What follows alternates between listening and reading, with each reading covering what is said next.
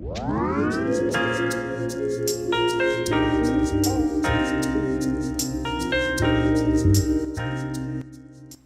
paint a galaxy together, because space is pretty cool. You're going to need 2 jars of water, a flat brush, some other brushes of various sizes, and they can be abused like mine. Watercolor, I am using a dark blue, a pink, purple, black, and then I'm going to be using a white gouache. We're going to be mixing up a blue, a purple, pink, black, and a gray, or a very unsaturated black. Let's go ahead and mix up these colors. I always find it helpful to have a test strip so you can see.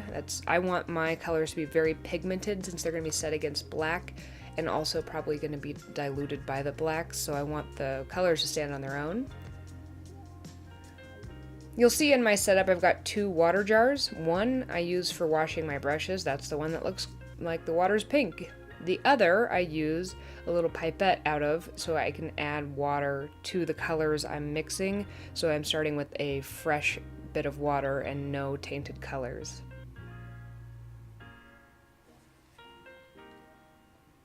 Let's finish mixing these up.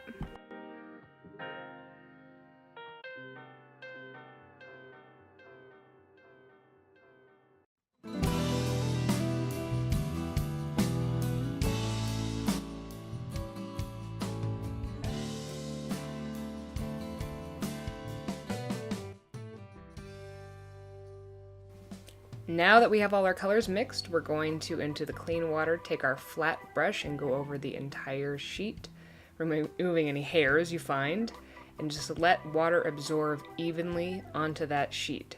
Then we're going to take our colors and just kind of messily block in where we want the more colorful background bits to be. And I kind of try to put them next to each other so they blend a bit. This is just up to your imagination. It's not going to look pretty at this stage. We're going to be working in a lot of layers, and you just kind of have to get a start on where you're going to have different colors anywhere. If you have any excess water, go ahead and take up a dry brush and carefully brush that off the edges. Dry it really well. For these first few layers, you can use a hair dryer. The very last layer you need to let dry naturally, but we're going to get it dry. Again, it's dry. Go ahead and wet the paper, and then repeat the same step. We're trying to build in layers here. The more layers you build onto this, the more dimensional it's going to look. And these first few layers aren't really going to look like anything, but they'll come together in the end.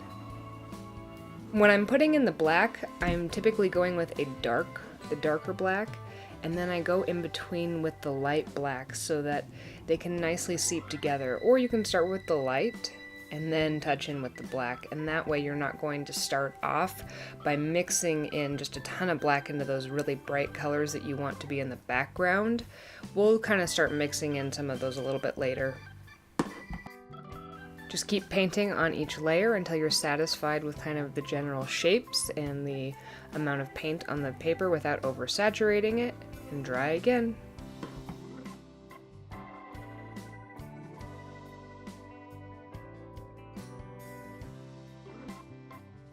Okay, it still doesn't look like a galaxy, but we're going to do another layer. I think I did 3 or 4 layers on this before it really started to look good. And I really want to kind of go crazy with the pigmentation on these. So again, going in and blotching in those colors. At this point I do start to kind of mix them in and move them around because I want to kind of have them overlap. We're finally starting to get some darkness.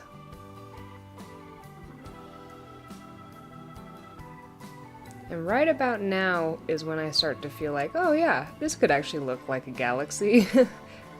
Up until then it was kind of touch and go.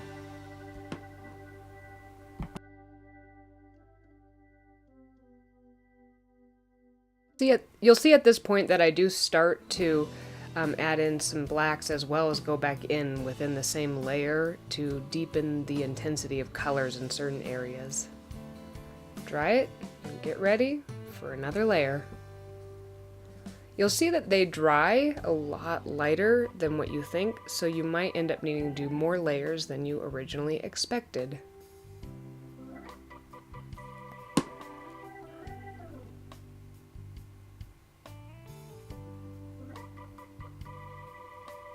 Keep on with the colors until you're happy with what you have.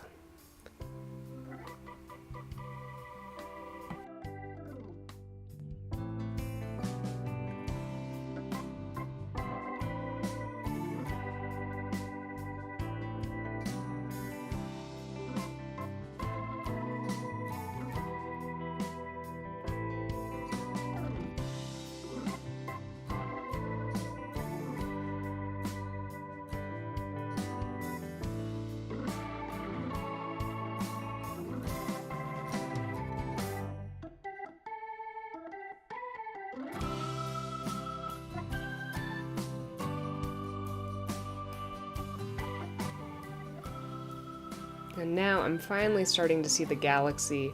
And even if it's not absolutely perfect, when we add our last bit of detail, which is going to be some stars, it's going to make it all look cohesive. I do go in and I take a paper towel to lift just little bits of paint, and it kind of gives it a little bit of a glowy look to it. You kind of feel like you can see the light from the stars shining through.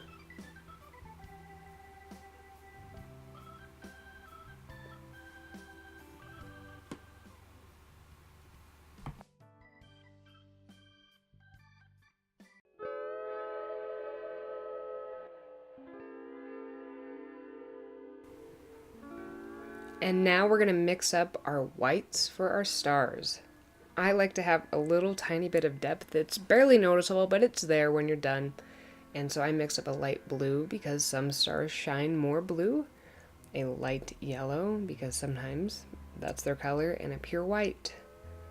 I used a combination of a flathead brush, and I just pulled back the bristles and kind of shot it on there, and you have to be a little bit careful. I did also change my brush, and you'll see in a minute that it got a little bit too much, but it did settle down as it dried.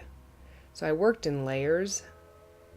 I added some of the blue, some of the yellow, and some of the white until I got the amount of stars in the background that I wanted.